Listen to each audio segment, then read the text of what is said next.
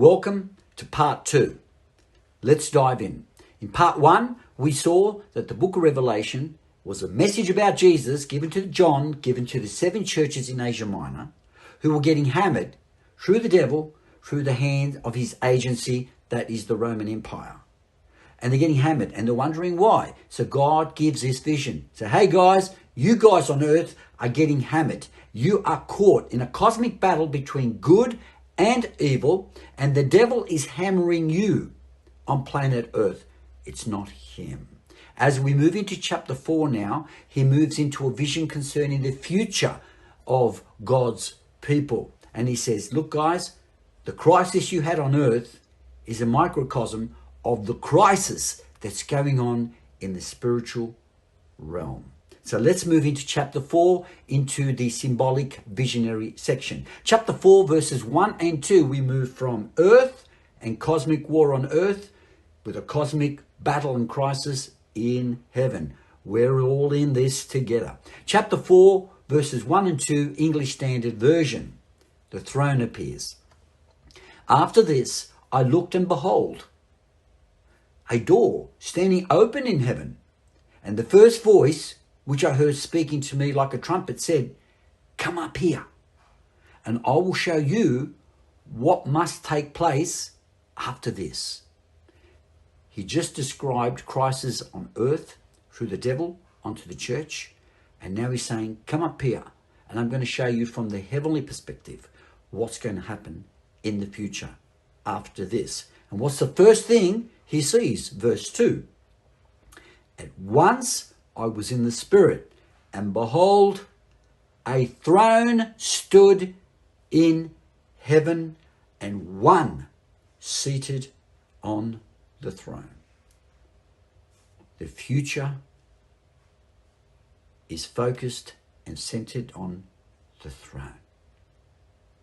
God is ruling in the middle of all this mess you're going through on planet Earth.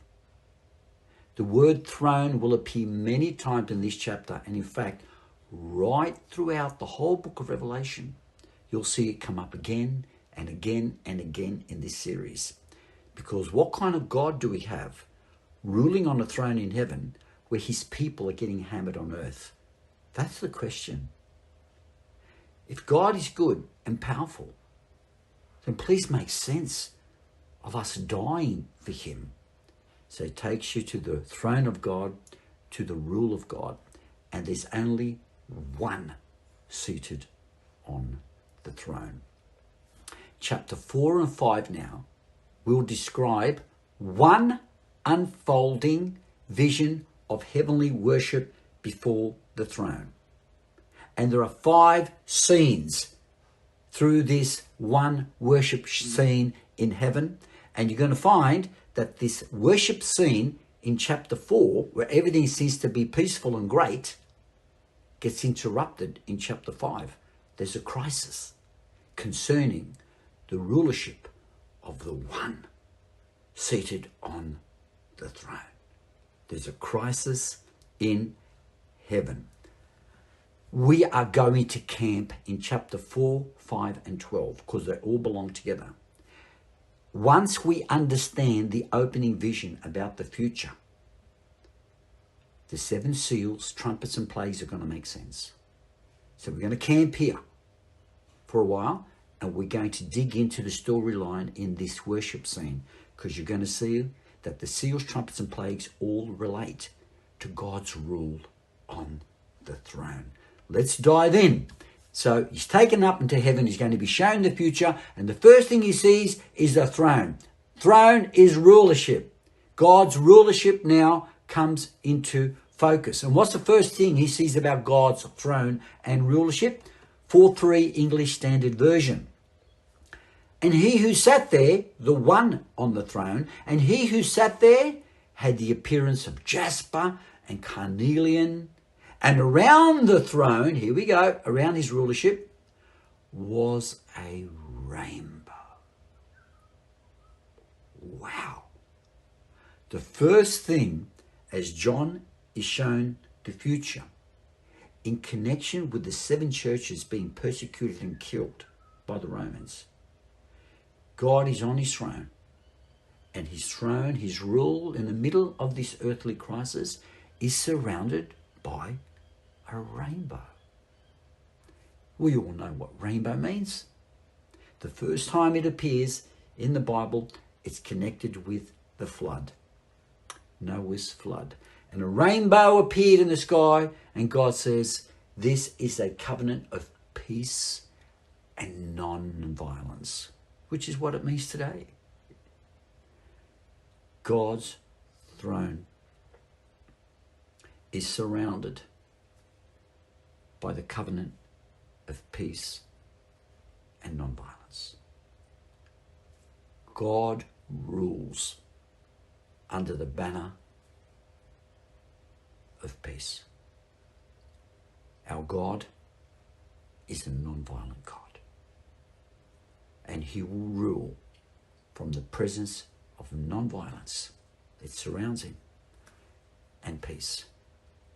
And because God is not violent, he will not intervene on planet Earth with acts of violence in this cosmic war. And Satan knows, and we will see, that God is a pacifist God who will not rule through a show of force. That is Satan. And that's why evil and violence breaks out on earth, because God will do things justly on his throne from the platform of non-violence, non-peace, and peace, So worship scene breaks out in heaven in verse 4. They are worshipping a God who rules on the basis of non-violence. 4:4, English Standard Version. Around the throne, first we saw there was peace, a rainbow, and now around the throne were 24 thrones. Stop. Wow. There's not just one throne in heaven, there's another 24. What does this tell us about the rule of God, of the one who sits on the throne, covered in a rainbow of peace and non-violence? God is not a dictator. God is not a tyrant. Around the throne were 24 thrones, and seated on the thrones were 24 elders, clothed in white garments, with golden crowns on their heads. God will share his rule. This will be in direct contrast to Satan in the book of Revelation, who wants to take the throne of God, but he will not share his rule. He will not do it under a rainbow. He will do it through violence. He will not share. He will be an autocrat. Chapter 4 and chapter 5 are going to set the scene for the cosmic war. God is a peaceful God who rules from the platform of peace and non-violence, and he shares his rule. And the devil will be described exactly the opposite. And let me tell you straight, it's because God is not a dictator, he's not a tyrant, he's a peaceful God, he's not a violent God, that we will see that when we get to the seals, that those who have died for Jesus now talk to God and say, God, what are you doing? We're getting killed here. What are you doing? He rules from the premise of the rainbow, and he shares his power. He will not show force. Satan does. He's the one dumping seals, plagues, and trumpets onto you. Not me. But wait. The way I rule, things are going to turn out okay. We saw in the last one. Be faithful unto death. You're going to die. It won't be me that does it. The devil's doing it. And I'll give you the crown of life. It's going to end up okay. Trust me. I'm doing it from the premise. I'm dealing with evil and violence from the premise of peace and non-violence. Wait and watch the story play out. And this is what the book of Revelation is all about.